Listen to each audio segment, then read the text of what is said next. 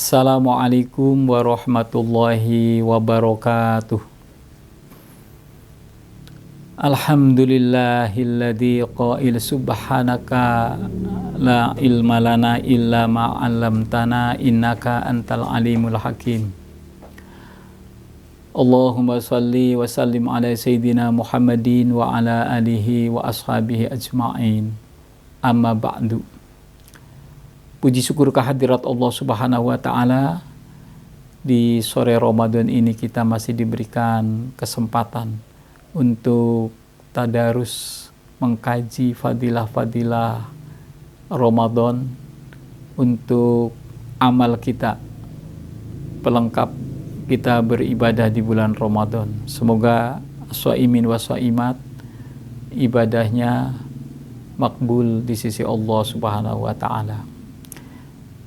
Salawat dan salamullah semoga ditambahkan kepada Nabi Muhammad SAW beserta keluarga, para sahabat, para tabi'in wa tabi'in bi ihsanin ila yaumiddin. Amin ya rabbal alamin.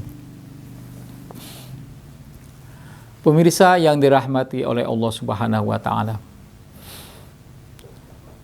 di kitab Durratun Nasihin yang ditulis oleh ulama abad ke-13, ada sebuah ilustrasi begini. Lama khalaqallahul aqla, ketika Allah Subhanahu wa Ta'ala menciptakan akal,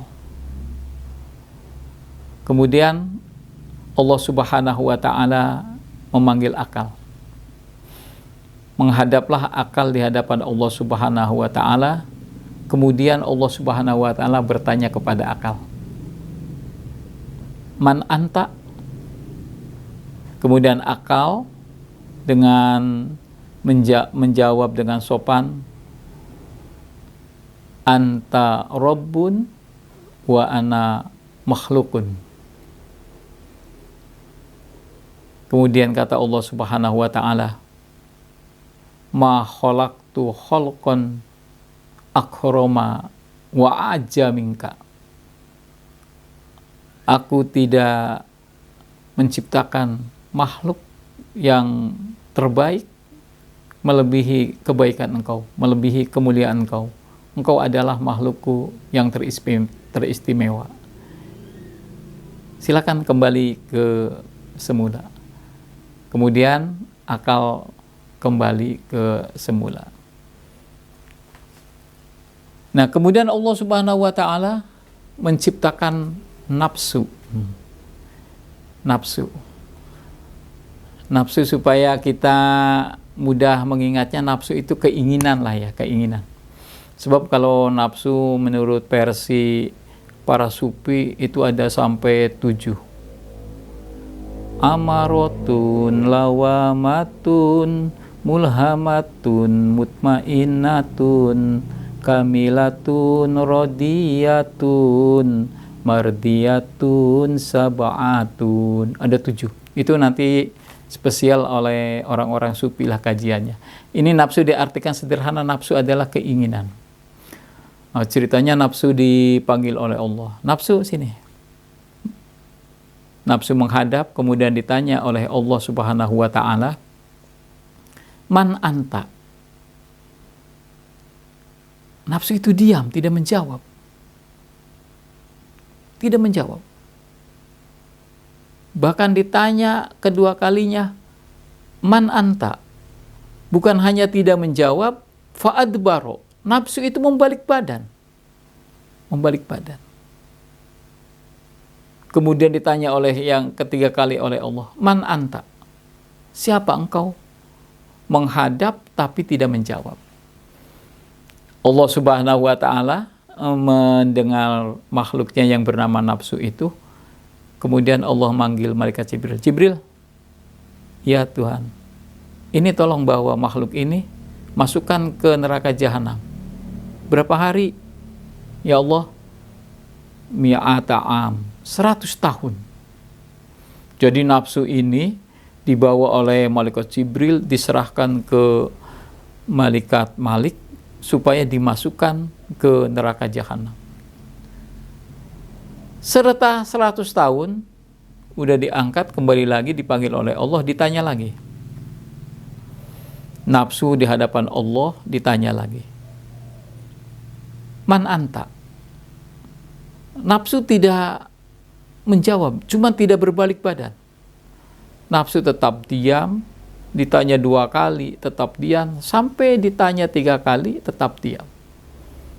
Akhirnya panggil lagi, Jibril, ini bawa lagi kepada malaikat Malik, tapi jangan ditaruh di Jahanam, ditaruh di Narul Ju', di neraka kelaparan, tempat neraka yang lapar sekali. Kemudian dibawa ke sana, sama lamanya 100 tahun. Nah, setelah 100 tahun, kemudian diangkat, si nafsu ini ditanya lagi oleh Allah Subhanahu wa Ta'ala, man anta? Baru menjawab, ana makhlukun wa anta rabbun. Nah, ini proses nafsu. Nah, kata Allah, kamu ini 200 tahun dibakar di neraka baru mengakui aku sebagai Tuhan yang pengatur. Supaya kamu tetap menjadi orang yang taat kepadaku, kata Allah Subhanahu wa Ta'ala, maka aku wajibkan engkau berpuasa. Nah, walidzalik aujabahullahu siyam. Nah, jadi puasa itu menurut ilustrasi ini, versi ini yang ditulis di kitab Durratun Nasihin adalah bertujuan untuk mempuasakan nafsu. Nah, jadi yang puasa itu nafsu. Iman tetap bekerja, akal tetap bekerja. Yaitu kalau kita puasa, iman tetap bekerja, baca Quran, sodako, tahajud, tetap tidak puasa. Yang puasa itu nafsu, Akal juga sama. Akal kalau sebelum berpuasa dia melakukan hal-hal yang jahat, melakukan perbuatan yang merugikan orang lain, ketika bulan puasa akal itu bekerjanya yang baik-baik saja. Jadi yang berpuasa itu adalah nafsu. Nah, oleh karena itu, pemirsa yang berbahagia, jadi antara akal dan nafsu itu nanti akan didemonstrasikan. Itu akal itu akan menghuni kaum laki-laki dan nafsu itu akan menghuni kaum perempuan. Nah, disinilah yang kita harus bisa memanage supaya antara akal dan nafsu itu tetap harmonis, akal dan nafsu itu tetap tidak membawa kegaduhan.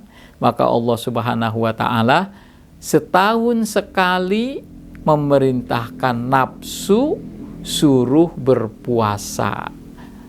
Kenapa? Sebab nafsunya itu nanti kalau sudah berpuasa, diharapkan nafsu itu bisa sampai kepada nafsu mutmainnah atau kepada nafsu kamilah, apalagi kepada nafsu radiyah dan nafsu mardiyah. Tapi ya untuk kita awal-awalnya puasakan nafsu kita itu supaya nafsu yang ada di diri kita itu mengenal bahwa Allah Subhanahu wa Ta'ala adalah Tuhan yang mengatur kita. Mengatur apa? Wa qaddarohum, mengatur segala aktivitas manusia dari berbagai kehidupan, urusan kebaikan, kejelekan, urusan rizki, urusan takdir, dan lain sebagainya, supaya nafsu bisa kompromi dengan akal, yaitu menjadi kelompok yang takut kepada Allah Subhanahu wa Ta'ala, yaitu yang disebutkan dalam Al-Quran, la'allakum tattaqun. Demikian, semoga ilustrasi ini bermanfaat bagi kita yang sedang berpuasa, supaya puasa kita semakin mengarah kepada tujuan-tujuan puasa. Mari kita tutup dengan doa. Allahumma innaka afuwun tuhibbul afwa fa'fu anni ya karim. Allahumma innaka afuwun karim tuhibbul afwa fa'fu anni ya karim. Allahumma innaka afuwun karim tuhibbul afwa fa'fu anni ya karim. Terima kasih. Wassalamualaikum warahmatullahi wabarakatuh.